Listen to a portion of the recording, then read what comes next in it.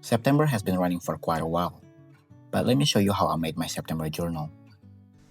It was raining almost all day long a few weeks ago, so I figured that maybe I could make use of it more than just laying on my bed. I realized that I hadn't made the journal for September, so I think, why not? As I mentioned earlier, journaling is one of a few things that I like to do.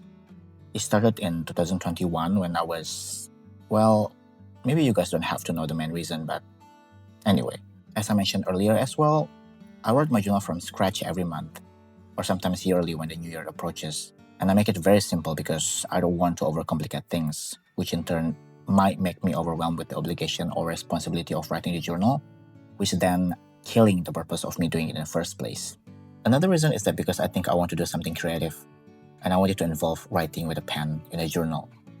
And the last reason, the one that I still want to share with you guys, is that because I want to track a few things, and I don't want to do it on Excel or any digital platforms. I think I've mentioned earlier as well that I have an Excel trackers for almost everything, but there are a few things that I think are more memorable when we can immortalize them by writing them down on paper, including some of these things that I'm about to show you. Before we start, of course, you must have a journal, a pen, and a ruler. You can do without the last one, but I prefer to use it. The journal that I use, I'm not sponsored by the way, is a dotted version of 13 centimeters by 18.5 centimeters from a brand called Paper Ideas that I got from this cute store called Sugar Cats in Shopee, Malaysia. They basically sell journals, stationeries, and journaling supplies. And since I got my first Paper Ideas journal there, I never stopped buying from them. I'll tell you more about it later. By the way, the inspiration, or rather the borrowed idea, came from two incredible YouTubers of Sadia from Pickup Line and Elsa from Elsa Ray and Baron. For the monthly journal, I always start it with a month at a glance. It basically shows every day of the month with the plans I want to do, places I want to go, or I have been, appointments, and so on. I used to be quite detailed filling it up, but after a while, I realized that the things I wrote here are mostly similar with the ones I wrote in the gratitude list, so I modified. I also used to have this a week at a glance section, but after trying it for quite a while, I figured that I'm not that busy to the point that I am required to have it in my journal, so I removed it. The next section is the monthly check-in. I'm supposed to fill it on the first few days of the month, but in reality, it's not always be the case. I basically write how I am doing as a person, how was my life over the past month, things that has happened or I was looking forward to, and so on. Next to it is the section whose term I borrowed from Sadia, the brand dump or task. Basically, when I haven't completed any task in the previous month, I will write them down here again. Or when I have some idea I want to do or I want to write, I also put them down here.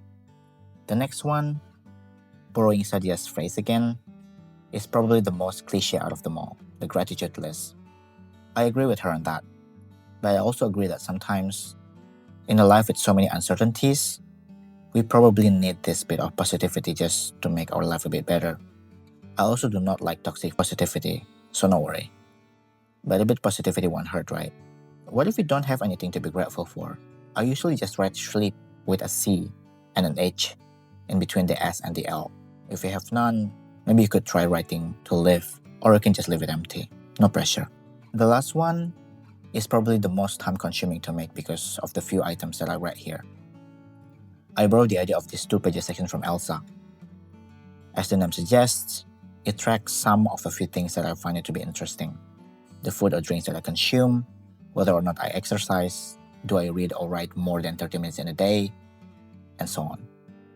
I also have this interesting graph-like tracker that tracks the amount of sleep that I get, as well as my mood and my stress level.